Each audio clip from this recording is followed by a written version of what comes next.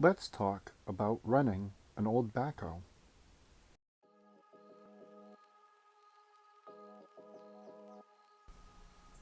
Hey guys, how's it going? What's going on? So, I've been getting some questions by my friends about the Case Construction King backhoe. People are like, can you tell me a little bit more about it? It's pretty cool. Can you give me an overview, etc.? All right, so let's talk for a second. I'm not a spec and tech guy. I'm really not, but here's what I got for you. It's a 3.1 liter four-cylinder diesel engine. It holds 22 gallons of diesel fuel, and it pumps out 48 horsepower, and it is two-wheel drive. It's really about as techy as I can get with you. It's really about as techy as I can get with you. So, some people have been asking for a little bit more detail on it, performance, operation type stuff. If you're interested in that, which I'm assuming you are, let's talk a little bit about that. All right, so to go over what we have here, we have a fuel gauge which works. The RPM gauge does not. There's a missing gauge here. There's a hot temperature gauge here that seldom works. We have our diesel fuel fill up right there, and then out there past the breather area is the smokestack is where you put the water in, right there. You have a gauge over here.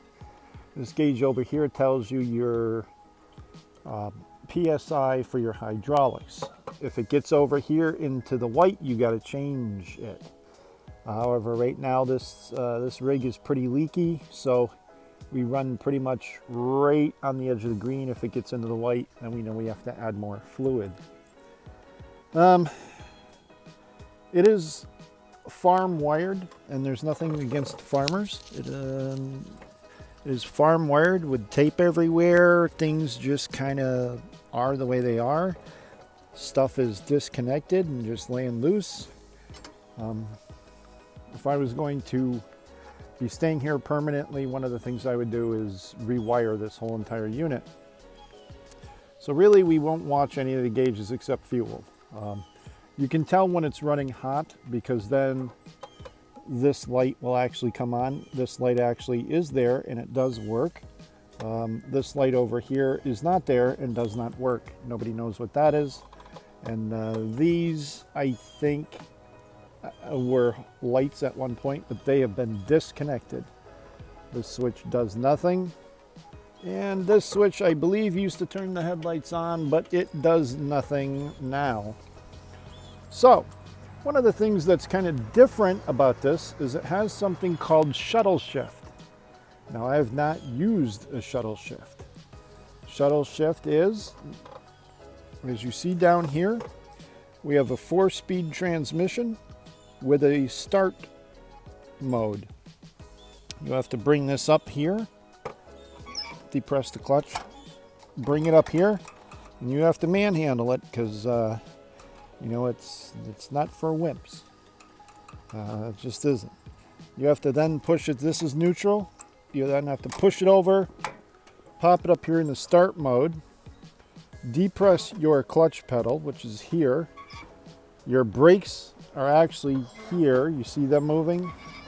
They're right along with the clutch pedal. They move. So you don't have to actually hold both down. They're on the same one. This down here is just like a foot throttle for your car. Gas and go. So then what you do is you take your key, you put your key in the ignition, and I'm not going to start it right now because if I did that, you wouldn't be able to hear me. But you turn it on, and then you come over, and once you do that, you make sure you're in your start position, which I showed you, and then you turn it like a car. Once it fires up, you're good to go. You can then, because we're still in the start mode, you can then take your foot off the clutch, and with this one, you may have to reach under and pull it out a little bit till it engages. push it back in. Then what you do is you come down here, pop it out of start and into neutral, and then you lower your throttle or tap the fuel or use this handy dandy fuel accelerator up here. What you want to do is once it's started, or once it's started and you're getting ready to shift into a gear, you want to idle this down so it's barely running. You want to come back down here and then take your pick. I'm going to go ahead and put it in first. You make sure that you're not moving at all. Pop it up into first. Once you've done that, then you release your foot off the clutch. You do that, you check it, and then you can use the clutch, or you don't have to, it's optional.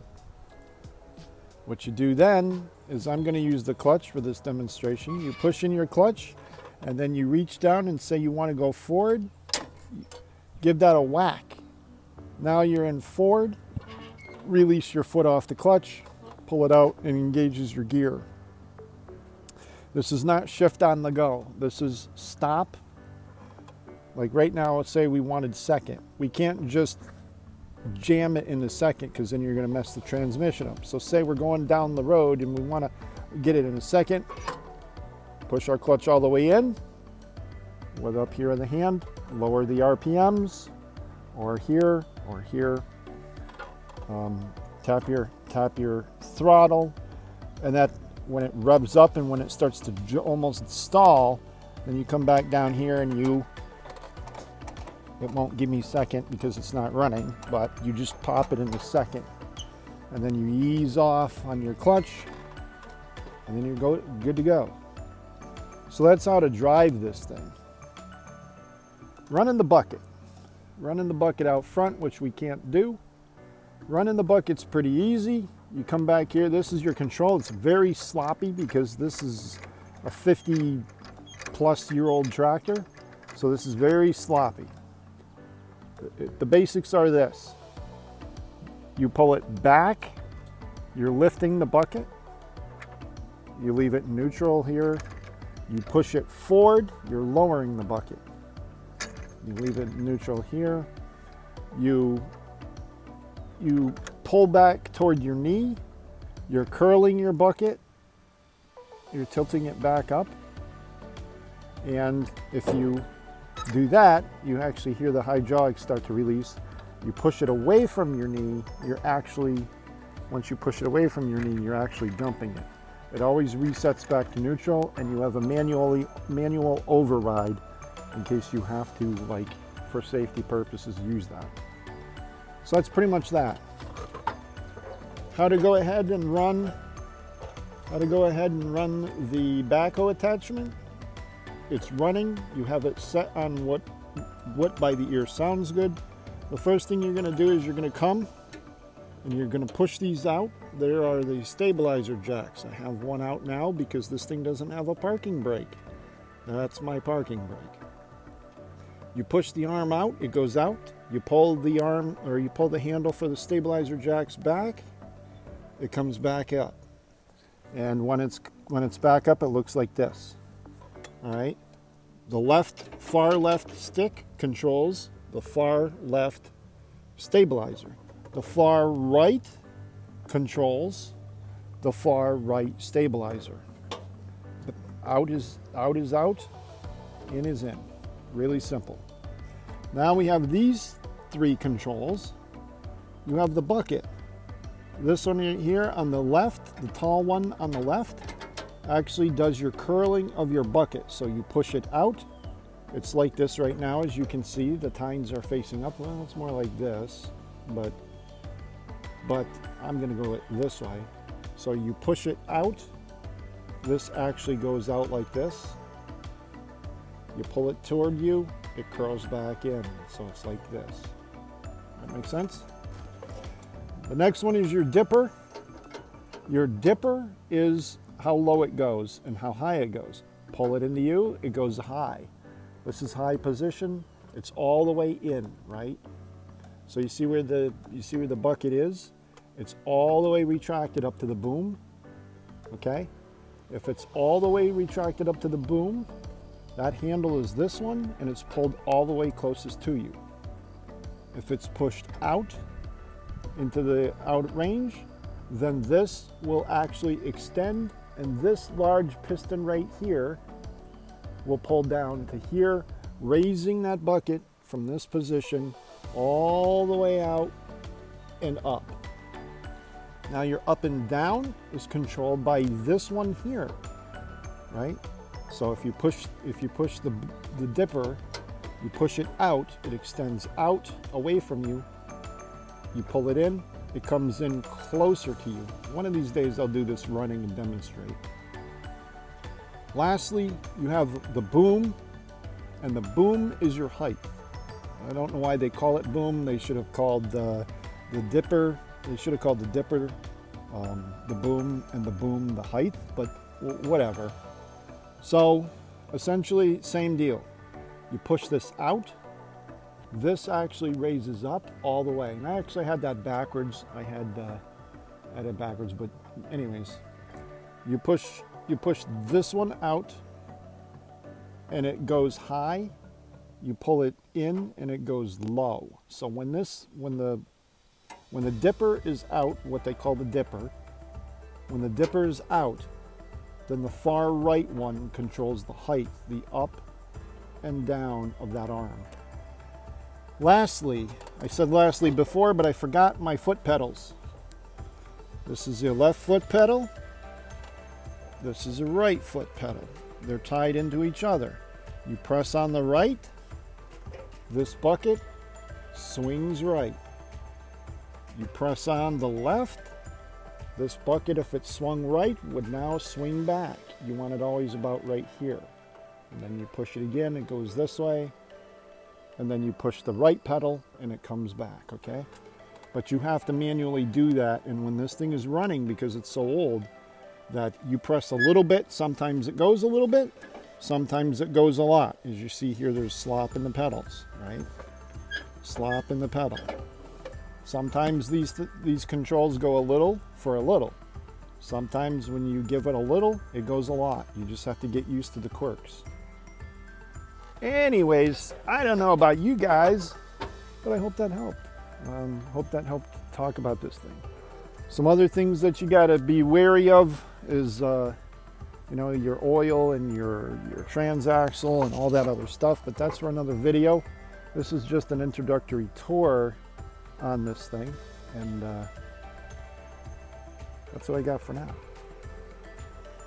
All right, the last thing I'm going to mention is how you shut it off. You can actually go down here and you can actually remove the key from this tractor and it will not shut off. You have to come over to this side and you have a stop button. This stop button right here, I can't tell if you guys can see it, but this stop button right here actually turns the fuel off from the engine. And so that's the stop button. So that's a little overview of the Construction King by Case, circa 1970, 69, 68. So 68, 69, 70. We believe this one's a 70 based on the VIN. Yeah, it's fun to play with. The big thing that I would mention though is it's got a wide length. This thing's got a wide length, and let's take a look at this real quick stride wise. 1, 2, 3, 4, 5, 6, 7, 8, 9, 10, 11, 12, 13, 14, 15, 16, 17, 18, 19 feet long. 19 feet long from the front of the bucket, right? I can't see it. From the front of the bucket to the back of this bucket is 19 feet long. This means that you have to keep your head on a swivel. You can't just make a turn like a car. You make a turn like a car, you're going to put the back boom through somebody or something, or you're going to put the front bucket through somebody or through something. You also have to watch out the height. Let me show you this. So I parked it here because I like parking it here, but I want you to see this, right? This bucket set up for travel mode. This pin up here is higher than the roof of this building. So I don't know, it's probably 10, 13 feet high, I don't know. But you got to be careful when you're operating that, because you can actually come in contact with live wires or rip somebody's internet service out or rip somebody's phone service out or whatever, cable service. So this isn't my first time operating something like this. I've operated these before, and when I did the farm store application, we had tractors and we had backhoes, and when I worked at the farm store, we planted our own crops and sold those, and we always had something mechanical wise like this old one here to work on. So yeah, so it's not the first time for me driving one. However, it was the first time driving a shuttle shift tractor, and you know, it was the first time operating something this old where you had the 3 sticks and the 2 pedals. I'm used to all of them being sticks, but whatever.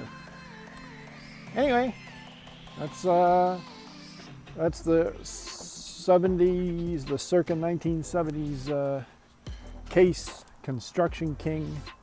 I want to think it's model A or B. It's either an A or a B rig. That much I can't find out, but anyway. Figured you would like that. Let me know in the comments if you want to see more about the Construction King or not. Or you want to see more about chainsaws or not. You want to see more about fixing lawnmowers or not.